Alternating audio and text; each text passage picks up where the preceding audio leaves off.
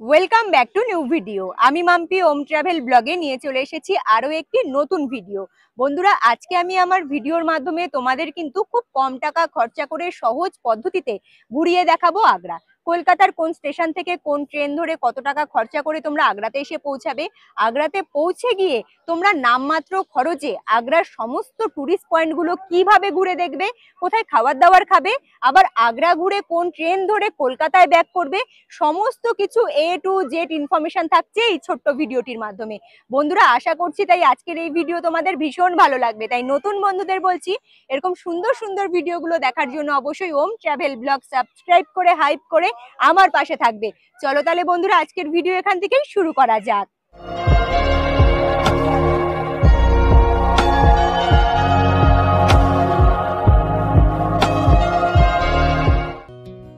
আগ্রা পৌঁছানোর জন্য Kolkata station, Howrah station এবং শিয়ালদা স্টেশন থেকে ট্রেন তোমরা পেয়ে যাবে।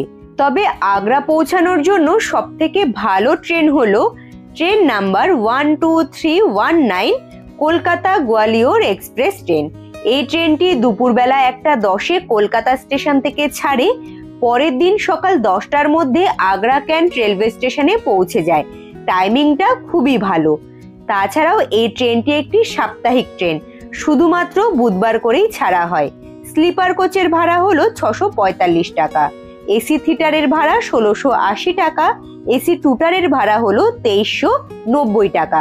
কলকাতা থেকে আগ্রা ক্যান্ট পৌঁছাতে প্রায় 20 ঘন্টা 50 মিনিট জার্নি করতে হবে। দিল্লি কিংবা মথুরা ভ্রমণ করার পরে তোমরা চাইলে আগ্রার উদ্দেশ্যে আসতে পারো। দিল্লি এবং মথুরা রেলওয়ে স্টেশন থেকে আগ্রা ক্যান্ট রেলওয়ে স্টেশনে আসার জন্য প্রচুর ট্রেনের অপশন পেয়ে যাবে। ফাইনালি বন্ধুরা, সকালবেলা 8টার সময় আমি পৌঁছে গিয়েছি আগ্রা ক্যান্ট রেলওয়ে স্টেশনে। এখন আমি আগ্রা ক্যান্ট রেলওয়ে স্টেশনে 3 নম্বর প্ল্যাটফর্মে কিন্তু দাঁড়িয়ে রয়েছি। কিভাবে সকাল 8টার সময় আমি আগ্রা ক্যান্ট রেলওয়ে স্টেশনে পৌঁছালাম, এবারে এই বিষয়টা বলছি। আগ্রা ভ্রমণের জন্য আমি জার্নি শুরু করেছিলাম কিন্তু মথুরা রেলওয়ে স্টেশন থেকে। মথুরা রেলওয়ে স্টেশন থেকে সকালবেলা 6:25-এ রয়েছে হজরত মোহাম্মদ স্বর্ণ জয়ন্তী এক্সপ্রেস ট্রেন। যে ট্রেনটি ধরে সোজা কিন্তু আমি মাত্র 50 টাকা খরচা করে জেনারেল কোচে চলে এসেছি আগ্রা ক্যান্ট রেলওয়ে স্টেশনে। এখন আমি আগ্রা ক্যান্ট রেলওয়ে স্টেশনের 1 নম্বর প্ল্যাটফর্ম দিয়ে মেন গেটের কাছে যাব, তারপরে কিন্তু আগ্রা ভ্রমণটা শুরু করব।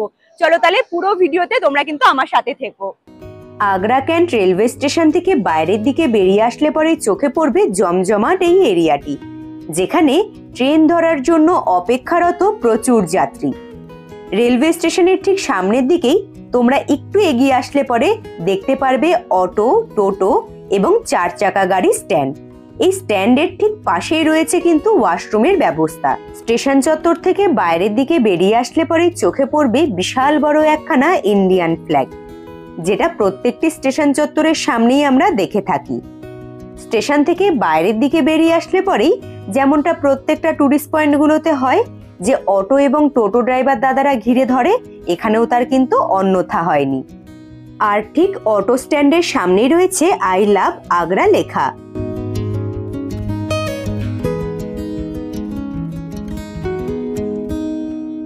আগ্রা ক্যান্ট রেলওয়ে স্টেশনের আমি কিন্তু এখন মেন গেটের সামনে চলে এসেছি। আমি তোমাদেরকে দেখিয়ে দিচ্ছি, আমি ঠিক যেখানে দাঁড়িয়ে রয়েছি এখানে কিন্তু সামনের দিকে খুব সুন্দরভাবে লেখা রয়েছে আই লাভ আগ্রা। এই যে লেখাটা রয়েছে তার ঠিক উল্টো দিকেই বন্ধুরা স্টেশন চত্বরের মধ্যেই অটো এবং 4 চাকা গাড়ি স্ট্যান্ড রয়েছে। একটু দেখিয়ে দেব, এইখানে একজন কিন্তু পুলিশ কর্মী বসে রয়েছেন। তার কাছে এসে আমি একখানা স্লিপ করিয়ে নিলাম। আগ্রা ভ্রমণের যে কটা জায়গা রয়েছে সমস্ত জায়গার জন্য এখানে কিন্তু স্লিপ করিয়ে আমি টাকা জমা করে দিয়েছি। আর আমাকে কিন্তু এখান থেকেই একজন অটো ড্রাইভার দাদাকে দেওয়া হলো, যিনি আমাদেরকে পুরো আগ্রাটা খুব সুন্দরভাবে ঘুরিয়ে দেখাবে। এই বিষয়টা ভীষণ ভালো লাগলো। আমি জিজ্ঞেস করলাম যে কতক্ষণ সময় দেবে, ইনারা বললো আপনারা যেইভাবে ঘুরবেন, যতক্ষণ সময় নেবেন এটা পুরোটাই আপনাদের ওপরে, আপনাদের পুরো ঘোরা হয়ে যাবে। একটা স্লিপ আমাদের কাছে দিয়েছে, তারপরেই কিন্তু আমরা যদি ভালোভাবে ঘুরতে পারি ইনি কিন্তু টাকাটা অটো ড্রাইভার দাদার হাতে দিয়ে দেবে। মানে এই বিষয়টা আমার খুব ভালো লাগলো। মানে খুব সিকিউর ভাবে কিন্তু আমরা আগ্রা ভ্রমণটা আশা করছি করতে পারবো। কোথায় কোথায় ভিজিট করব এবং কতক্ষণ সময় লাগছে, অটো ড্রাইভার দাদা আমাদের কোথায় নিয়ে যাচ্ছে, ওনার ব্যবহার কি ভালো না সেটাও বলবো, এবং কত টাকা খরচা হচ্ছে সেটাও কিন্তু জানিয়ে দেবো। চলো তাহলে অটোতে ওঠা যাক। আগ্রা ক্যান্ট রেলওয়ে স্টেশনের বাইরে থেকে অটো ধরে এইবারে সোজা যাত্রা শুরু করলাম আগ্রা ভ্রমণের জন্য। অটো ঠিক করার আগে সবার প্রথমে প্রয়োজনীয় কাজ যেটা, আগ্রাতে থাকা কতগুলো দর্শনীয় স্থান ঘুরিয়ে দেখানো হবে, জায়গাগুলো ঘুরতে কতক্ষণ সময় দেওয়া হবে। এইসব ব্যাপারগুলো যদি প্রথমেই ক্লিয়ার করে নেওয়া যায় তাহলে কিন্তু জার্নিটা বেশ ভালোভাবেই কেটে যায়। অটো ভাড়া এবং আগ্রা ভ্রমণের জন্য যে টাইমিংটা আমাদের দেওয়া হয়েছিল, সমস্ত কিছু মিলিয়ে অটো ড্রাইভার দাদার সাথে আমাদের মতের মিল হওয়াতেই আমি কিন্তু আগ্রা ক্যান্ট রেলওয়ে স্টেশনের বাইরে থেকে গাড়িটা বুক করেছিলাম। সবার প্রথমে আমাদের বলেছিল অটো ড্রাইভার দাদা যে বিড়লা মন্দিরে নিয়ে যাবে, তবে আমি বলেছিলাম আগ্রার যেসব জায়গাগুলো বেশি নাম করা সেইখানেই আগে ভিজিট করব।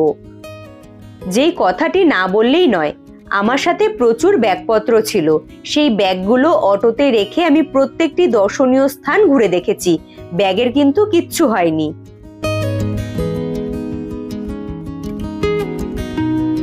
অটো ড্রাইভার দাদা আমাদেরকে কিন্তু নামিয়ে দিল অটো থেকে ঠিক তাজমহল মেট্রো স্টেশনটা যে রয়েছে তার ঠিক সামনে। আর এখন এসে আমি দাঁড়িয়েছি তাজমহলে এন্ট্রি করার 1 নাম্বার গেটে। এখানে দেখো বড় করে লেখা রয়েছে তাজমহল ওয়েস্ট গেট। আর এইখান থেকে কিন্তু তাজমহলের কাছে যেতে আমাকে 500 মিটার রাস্তা হাঁটা পথে যেতে হবে। তাজমহলের ওয়েস্ট গেট দিয়ে এন্ট্রি করলে পরে প্রচুর মানুষের ভিড় চোখে পড়বে। আসলে অনলাইনে টিকিট কাটার জন্যই ভিড়টা রয়েছে, তবে আমি প্রথমেই ঠিক করে নিয়েছিলাম অফলাইনে কাউন্টার থেকে ডাইরেক্ট টিকিটটা কাটবো। ওয়েস্ট গেটের সামনে থেকে 500 মিটার পথ ভেতরে যেতে যদি কোনো রকম সমস্যা হয়, এই ধরনের গাড়িগুলোতে মাথাপিছু 20 টাকা দিয়ে চলে যেতে পারো। তাজমহলের ওয়েস্ট গেট দিয়ে যখন তোমরা এন্ট্রি করবে, হাতের বাঁ সাইডেই দেখতে পারবে একখানা কিন্তু কাউন্টার রয়েছে, যেখানে বড় করে লেখা রয়েছে ট্যুরিস্ট গাইড ইনফরমেশন সেন্টার। তোমরা চাইলে পরে সেখান থেকেও কিন্তু স্ক্যান করে অনলাইনে টিকিট কেটে নিতে পারো। বন্ধুরা, আমি কিন্তু অনলাইনে টিকিট কাটিনি, সোজা পথে এগিয়ে যাচ্ছি। আমি কিন্তু একদম টিকিট কাউন্টার থেকে টিকিট কাটবো। একখানা জিনিস ভীষণ ভালো লাগলো, আসার সাথে সাথে এখানে দেখছি তারের ওপরে কিন্তু অনেকগুলো টিয়া পাখি বসে রয়েছে, কি সুন্দর লাগছে। এখানে বাদরের উৎপাতও রয়েছে, তাই তোমরা কিন্তু একটু ফোন চশমা সাবধানে রাখবে। কিভাবে বাদরগুলো আওয়াজ করছে দেখো, পেছন পেছনই ঘুরছে। চলো সোজা এইদিকেই এবারে এগিয়ে যাব। গুরুত্বপূর্ণ ছোট্ট একখানা তথ্য, যখন তোমরা টিকিট কাটবে তোমাদের কাছে দেবে ছোট্ট একখানা টোকেন, তার সাথে ছোট্ট একখানা কয়েন, যেটা খুব সাবধানে রাখতে হবে। বেরোনোর সময় সেই টোকেন এবং কয়েনটা দেখিয়েই তোমাদের কিন্তু বেরোতে হবে, হারিয়ে গেলে বেরোতে পারবে না। দাঁড়িয়ে রয়েছি এখন আমি টিকিট কাউন্টারের একদম ঠিক সামনে। এখানে কিন্তু পরপর অনেকগুলো কাউন্টার রয়েছে, তবে একটা রয়েছে 50 টাকার কাউন্টার, একটা রয়েছে কিন্তু 250 টাকার কাউন্টার। যারা শুধুমাত্র তাজমহলের বাইরের দিকের গার্ডেন এরিয়া এবং যেই এরিয়া থেকে তাজমহল খুব সুন্দরভাবে দেখা যায় সেখানে ভিজিট করতে চাও, তাহলে কিন্তু 50 টাকা টিকিটটা কাটতে হবে। আর যারা একদম তাজমহলের ভেতরে গিয়ে ভেতরের দিকের প্রাঙ্গণটা ঘুরে দেখতে চাইছো, তাদের কিন্তু 200 টাকার টিকিট কাটতে হবে। পুরো মিলিয়ে মানে গার্ডেন এরিয়া, তাজমহলের ভেতরের দিকের এরিয়া সমস্ত কিছু যদি ঘুরে দেখতে চাও, খরচা হবে কিন্তু 250 টাকা মাথা পিছু। আমি শুধু গার্ডেন এরিয়া, তার সাথে যেই এরিয়া থেকে তাজমহল খুব সুন্দরভাবে দেখা যায় সেই এরিয়াতে ভিজিট করব, তাই মাথা পিছু 50 টাকা দিয়ে কিন্তু টিকিটটা কেটে নিয়েছি। টিকিট কাটার পরে উল্টো দিকে যে এরিয়াটা দেখা যাচ্ছে সেখানে গিয়ে আবারও কিন্তু আমাকে লাইনে দাঁড়াতে হবে।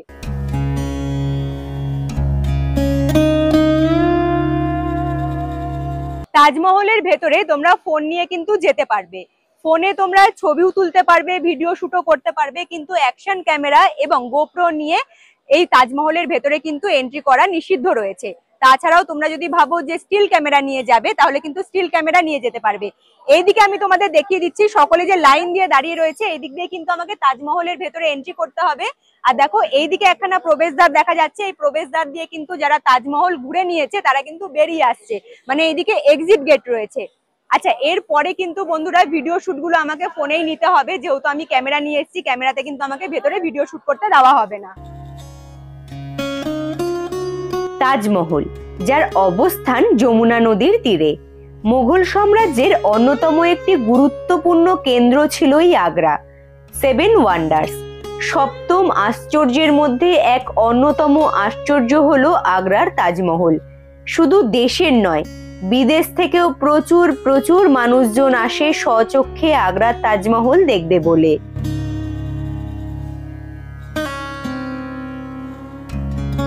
ফাইনালি বন্ধুরা, তাজমহলের ভেতরে আমি কিন্তু এন্ট্রি করেছি।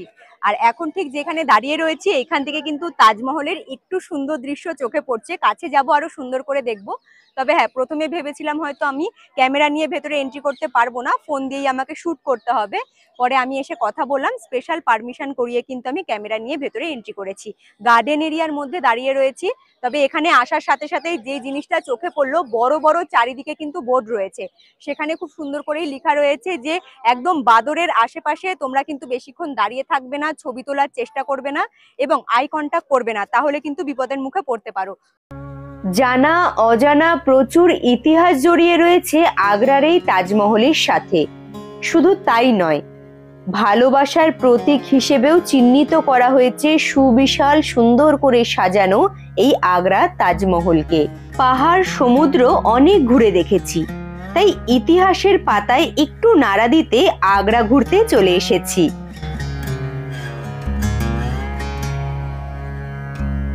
তাজমহলের একদম ঠিক সামনে দাঁড়িয়ে রয়েছি। এত সুন্দর লাগছে বন্ধুরা, সাদা ঝকঝকে এই আগ্রার সব থেকে বলতে পারো ফেমাস জায়গা যেখানে এখন আমি দাঁড়িয়ে রয়েছি। ব্যাকে তাজমহল কিন্তু খুব সুন্দরভাবেই দেখা যাচ্ছে, প্রচুর মানুষের সমাগম হয়েছে। তবে হ্যাঁ, ভালোবাসা এবং সৌন্দর্যের প্রতীক যে কি হতে পারে তার কিন্তু জলজান্ত উদাহরণ এই আগ্রার তাজমহল। আমার এখানে এসে একটা কথা মনে পড়লো, আমার বয়স যখন ছিল এই 7 থেকে 8 বছর বয়স, তখন কিন্তু আমি আমার বাবা মায়ের সাথে এখানে ভিজিট করেছিলাম। আর এখন আমার বড় ছেলের বয়স প্রায় 8 বছরের কাছাকাছি, আমি কিন্তু এই সময় তাজমহলের কাছে আসলাম। বহু বছর পর তাজমহলে এসেছি, আমার ভীষণ ভালো লাগছে। চারিদিকটা খুব সুন্দর করে সাজানো গোছানো, তাই দেখতে কিন্তু আরো সুন্দর লাগছে।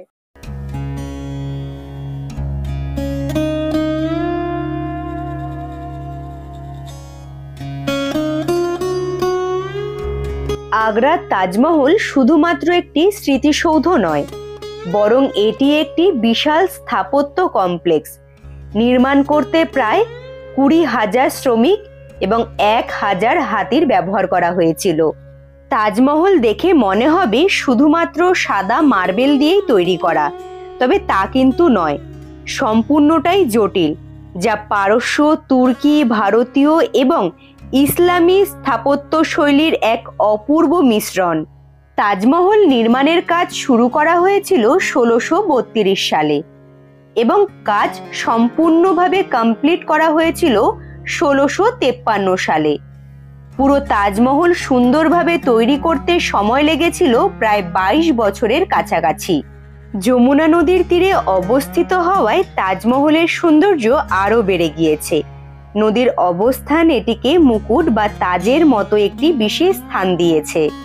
ইতিহাসের পাতা ঘেঁটে যতটা জানা গিয়েছে, মুমতাজ এবং শাহজাহানের 14তম সন্তানকে জন্ম দিতে গিয়ে মুমতাজের মৃত্যু হয়েছিল। তারপরেই মুঘল সম্রাট শাহজাহান তার স্ত্রী মুমতাজের স্মরণে এই সুন্দর তাজমহলটি নির্মাণ করেন। তবে এখন আপাতত এই তাজমহলের ভেতরে মুমতাজ এবং শাহজাহানের সমাধি রয়েছে। তাজমহলের ভেতরে আমি ঠিক এমন একখানা জায়গায় দাঁড়িয়ে রয়েছি, যারা পুরো 250 টাকা দিয়ে তাজমহলের ভেতরে এন্ট্রি করার জন্য টিকিটটা কাটবে তাদের কিন্তু এখানে আসতে হবে। দেখো, এখানে কিন্তু একখানা কাউন্টার রয়েছে যেখানে ছেলেদের মেয়েদের আলাদাভাবে চেকিং করিয়ে তারপরে কিন্তু তাজমহলের ভেতরে এন্ট্রি করানো হচ্ছে। যদি তোমরা তাজমহলের ভেতরে এন্ট্রি করো তাহলে অবশ্যই বাইরে থেকে 5 টাকা দিয়ে কিন্তু শু কভার কিনে নেবে। শু কভার ছাড়া কিন্তু তাজমহলের ভেতরে এন্ট্রি করতে দেওয়া হবে না। আমি যাইনি বলে যে তোমরা যাবে না এমনটা না, তোমরা চাইলে পরে কিন্তু 250 টাকা দিয়ে টিকিট কেটে ভেতরটাও ঘুরে আসতে পারো। এবং ফোন নিয়েও কিন্তু এই তাজমহলের ভেতরে তোমরা এন্ট্রি করতে পারবে না। বাইরের দিকের পুরো গার্ডেন এরিয়াতে তোমরা ফোন ক্যামেরা নিয়ে ভিডিও শুট করতে পারবে, ছবি তুলতে পারবে। ভেতরে ফোন নিয়ে যদি তোমরা যাও, ধরা পড়লে পরে কিন্তু সাথে সাথে 5,000 টাকা ফাইন করে দেবে। এইবারে তোমাদেরকে এই দিকের এরিয়াটা দেখাবো। একদিকে রয়েছে তাজমহল, একদিকে দেখা যাচ্ছে কিন্তু সুবিশাল এই মসজিদ। মসজিদের পাশেই এখানে সোজা চলে গেলে পরে তোমরা দেখতে পারবে যমুনা নদী। আশা করছি তোমরা সকলেই জানো যমুনা নদীর তীরেই কিন্তু অবস্থিত সুবিশাল এই সুন্দর তাজমহল। চলো এবারে তাহলে যমুনা নদীটা একটু দেখে আসি। তাজমহলের ভেতরে গম্বুজের নকশাগুলো তৈরি করেছিলেন ইসমাইল খান আফ্রিদি। আমানত খান খিরাজি ছিলেন ক্যালিগ্রাফার, যিনি শিলালিপিগুলো লিখেছিলেন এবং স্থাপত্যের কাজ সম্পূর্ণ হয়ে যাওয়ার পর তার নাম কিন্তু শিলালিপিতে পাওয়াও যায়। আর এই সেই যমুনা নদী, চারিদিকের ভিউটা এত অসাধারণ লাগছে যা বলবার মতো নয়। সপ্তাহের যে কোনো দিনই তোমরা কিন্তু তাজমহলে আসতে পারবে এবং ঘুরেও দেখতে পারবে। শুধু শুক্রবারে তাজমহলের গেট সকলের জন্যই বন্ধ রাখা হয়। আজকের ওয়েদারটা এমনিতেও এতটা সুন্দর, মানে মেঘলা মেঘলা ওয়েদার, তো তাই কোনো রকম কিন্তু আমার অসুবিধে হলো না পুরো আগ্রা তাজমহলটা ঘুরে দেখতে। তবে আমার মনে হয় যে এখানে কিন্তু আসলে পরে হাতে একটু বেশি সময় নিয়ে আসাটাই কিন্তু বেটার হবে। যাই হোক, এইদিকে আরো আমাকে কিন্তু আগ্রার বিভিন্ন জায়গাগুলোতে ভিজিট করতে হবে। অটো ড্রাইভার দাদা দাঁড়িয়ে রয়েছে আগ্রা তাজমহল মেট্রো স্টেশনের ঠিক সামনে, আমাকে আগে থেকেই বলে দিয়েছিল। তবুও আমি কিন্তু সেফটির জন্য অটো ড্রাইভার দাদার ফোন নাম্বারটা সাথে করেই নিয়ে এসেছি। যেতে ইচ্ছে করছে না, তবুও যেতে হচ্ছে। এবারে সোজা বেরিয়ে যাব কিন্তু আমাদের পরবর্তী গন্তব্যস্থলের দিকে।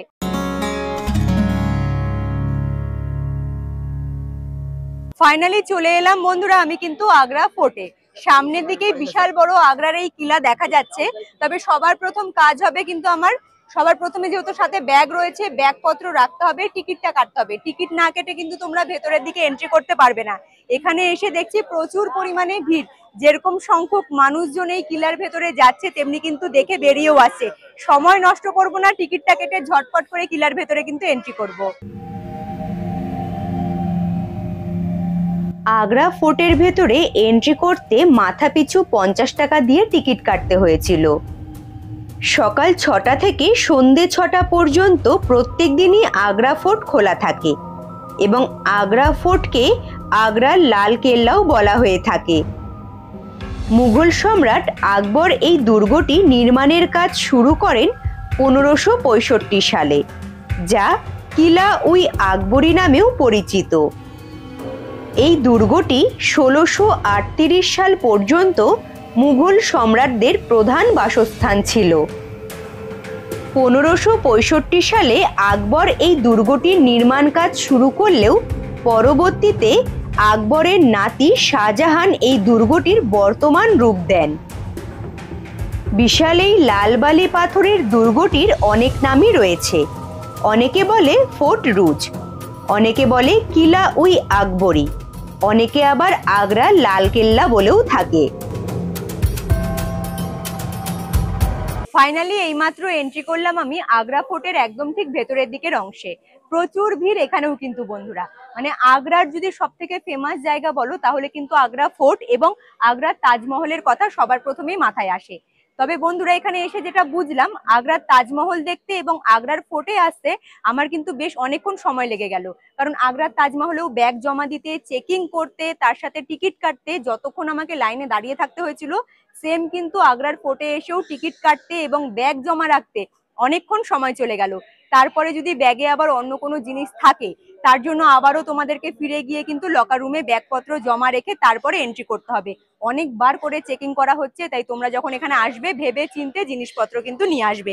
এবারে আস্তে আস্তে ভেতরের দিকে এগিয়ে যাব। পুরো কিন্তু এই আগ্রার ফোর্ট এরিয়াটা খুব সুন্দরভাবে ঘুরে দেখবো।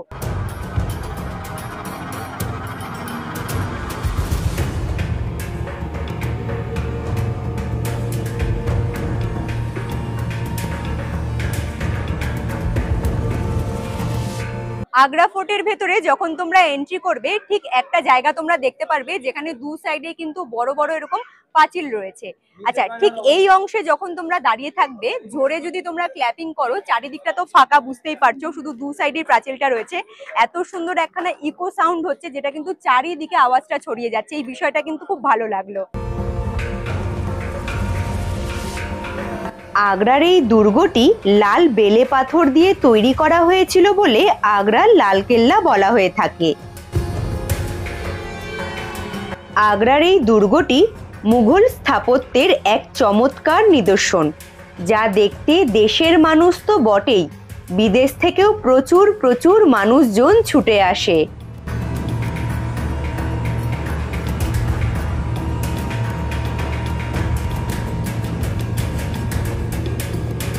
হাঁটতে হাঁটতে চলে এলাম বন্ধুরা এখন আমি জাহাঙ্গীর প্যালেসের ঠিক সামনে। জাহাঙ্গীরের যে মহলটা ছিল সেই মহলের সামনে দাঁড়িয়ে রয়েছি। মহলের সামনে এখন তোমরা কিন্তু দেখতে পাচ্ছ জাহাঙ্গীর কা স্নান করনে কা বাথটব। এই দেখো এখানে লেখা রয়েছে জাহাঙ্গীর বাথটব। অনেকে এসে দেখে বলছে এটা নাকি কুয়ো। না বন্ধুরা, এই যে বাথটবটা তৈরি করা হয়েছে, সিঙ্গেল একখানা পাথর সেটাকে সুন্দরভাবে কেটে তারপরে কিন্তু তৈরি করা হয়েছে। আর এই বাথটবটা নাকি সোনা রূপো দিয়ে এবং স্টোন দিয়ে খুব সুন্দরভাবে মোড়ানো ছিল, যেটা এখন কিন্তু নেই। মানে ব্রিটিশ আমলে যখন ব্রিটিশরা ইংরেজরা এখানে চলে এসেছিল এর ভেতরে, ফোর্টের ভেতরে, তখন নাকি ব্রিটিশরা এখান থেকে যাওয়ার সময় এই বাথটব থেকে সমস্ত সোনা রূপো স্টোন পাথর নিয়ে চলে গেছিল। আচ্ছা, আরো একখানা জিনিস দেখাবো। বাথটবের পাশেই দেখো এখানে কিন্তু তিনখানা সিঁড়ি দেখা যাচ্ছে। এই যে সিঁড়িটা রয়েছে, সিঁড়িটাও কিন্তু সেই একটা পাথরকেই কেটে তৈরি করা, এখানে কিন্তু কোনো রকম এক্সট্রা পাথর জয়েন করা হয়নি। জাহাঙ্গীর প্রাসাদ, যা জাহাঙ্গীরি মহল নামে পরিচিত। আকবরের মৃত্যুর পর এটি তার পুত্র জাহাঙ্গীর এবং তার স্ত্রী নূরজাহানের বাসস্থানে পরিণত হয়।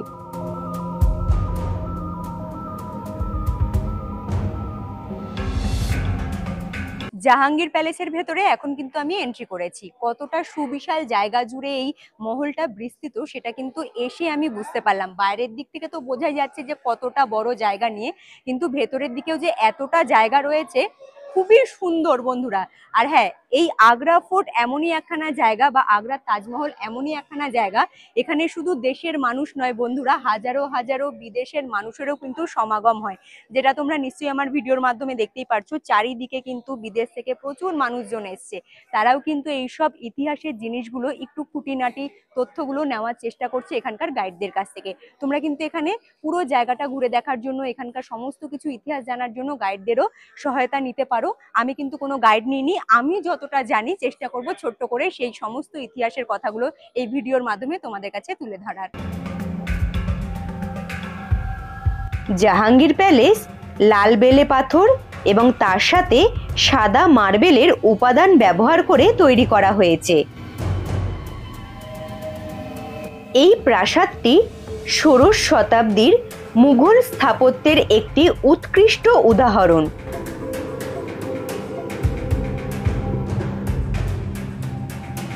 জাহাঙ্গীর প্যালেসের ভেতরে এখন আমি ঠিক যেই জায়গাতে দাঁড়িয়ে রয়েছি, এখানে কিন্তু এক সময় ছিল লাইব্রেরি রুম। তোমাদের একটু আমি দেখাবো।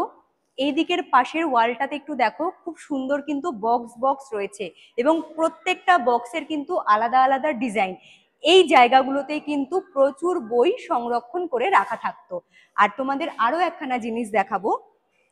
এই যে পুরো মহলটা রয়েছে, পুরো মহলের মধ্যে কিন্তু খুব সুন্দর নিখুঁত কাজ করা ছিল, যেগুলো কিন্তু পাথরগুলো খুলে নেওয়া হয়েছে।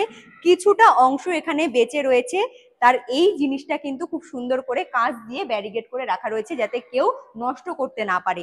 এইখানে আসলে তোমরা দেখতে পারবে পাথরের গায়ে কত সুন্দর নিখুঁত কিন্তু নকশা রয়েছে।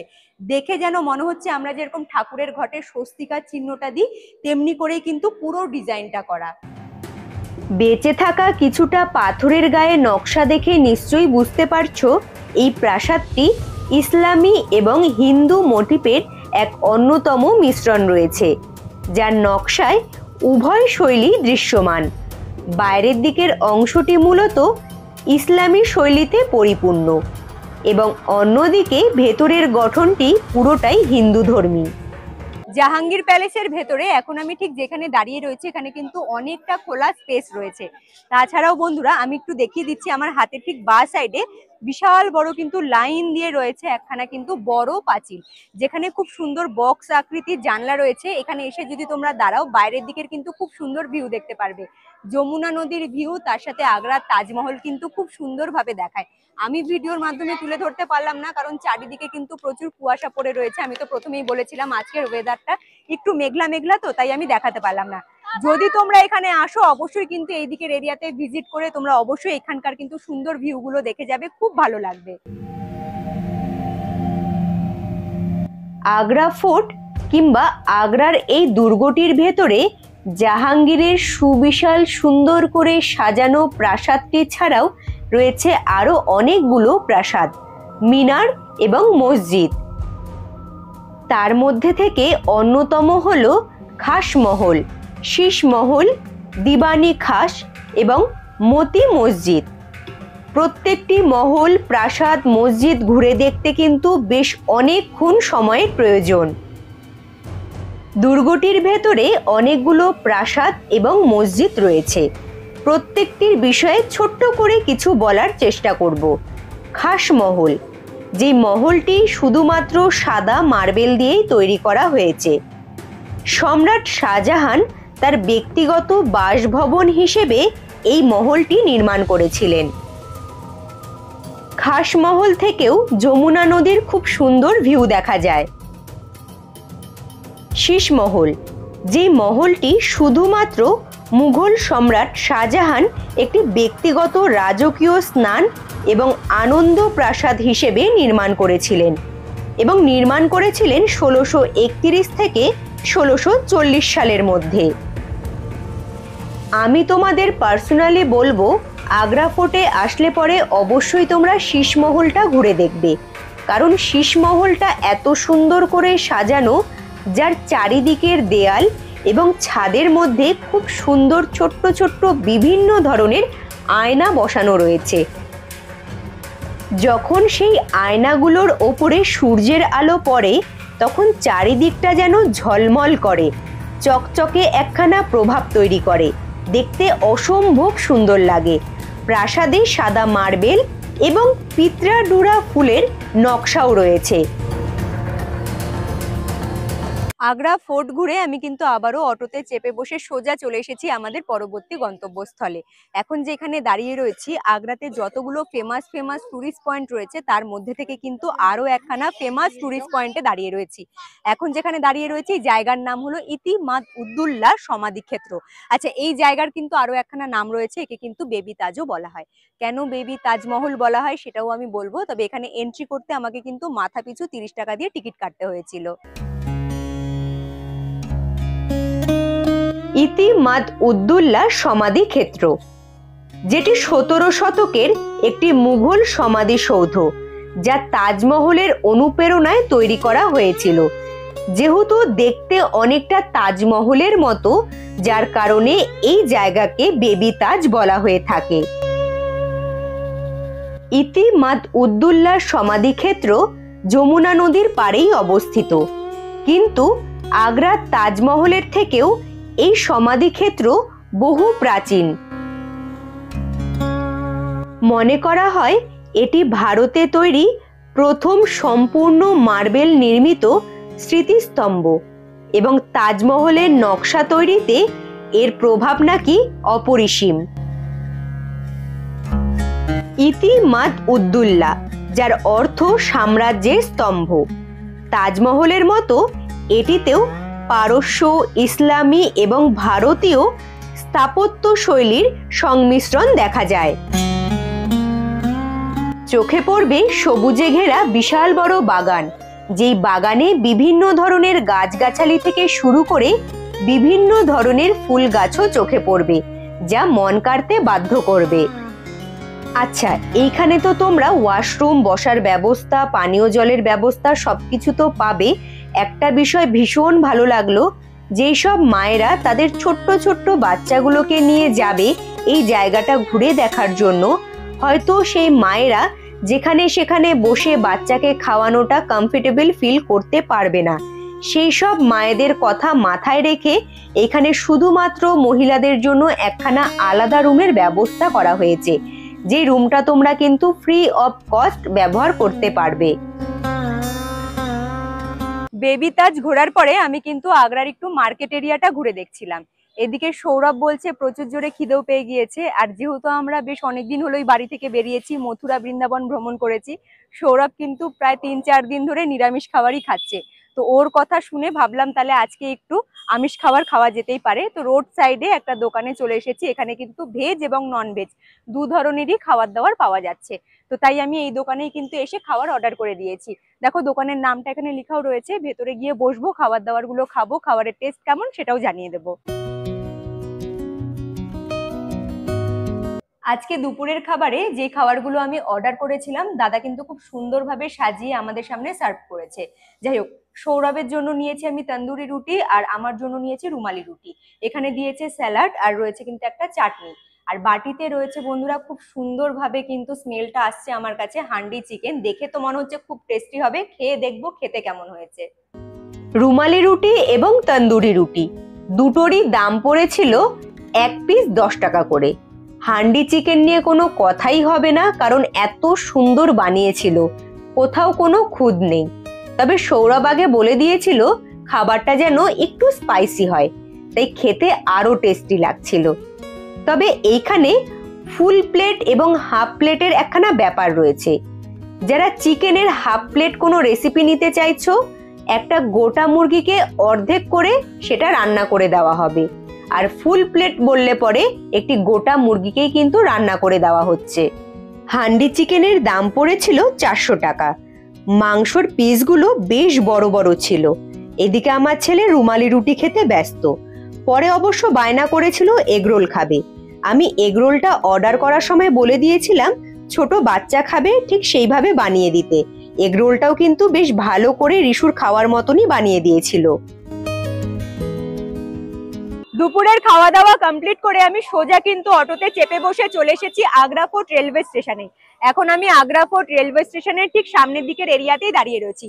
তোমরা যারা ফতেপুর সিকরি ভ্রমণ করতে চাইছো, ফতেপুর সিকরি ভ্রমণ করতে হলে কিন্তু একটা নাইট আগ্রাতে স্টে করতে হবে। আমার হাতে যেহেতু বন্ধুরা সময় নেই, এইবারে কিন্তু আমার আজকে সন্ধ্যেবেলায় আবার ট্রেন রয়েছে আগ্রা ফোর্ট রেলওয়ে স্টেশন থেকে সন্ধ্যেবেলা ঠিক 6:55। সেই ট্রেন ধরে আবারও আমি কলকাতার উদ্দেশ্যে রওনা দেবো। নেক্সট টাইম আশা করছি আগ্রা ভ্রমণে আসলে পরে ফতেপুর সিকরিরও খুব সুন্দরভাবে আমি ভ্রমণ করব এবং ভিডিও বানিয়ে তোমাদের কাছে পৌঁছে দেবো। আচ্ছা, তোমরা যারা আগ্রা ক্যান্ট রেলওয়ে স্টেশন থেকে বাইরের দিকে বেরিয়ে অটো স্ট্যান্ডের কাছে এসে আমি ঠিক যেইখান থেকে প্যাকেজটা করে নিয়েছিলাম আগ্রা ভ্রমণের জন্য, সেইখান থেকে যদি আগ্রা ভ্রমণের জন্য প্যাকেজটা করে নাও তাহলে কিন্তু মাত্র 600 টাকা খরচা করে পুরো আগ্রাটা ভ্রমণ করতে পারবে খুব সুন্দরভাবে।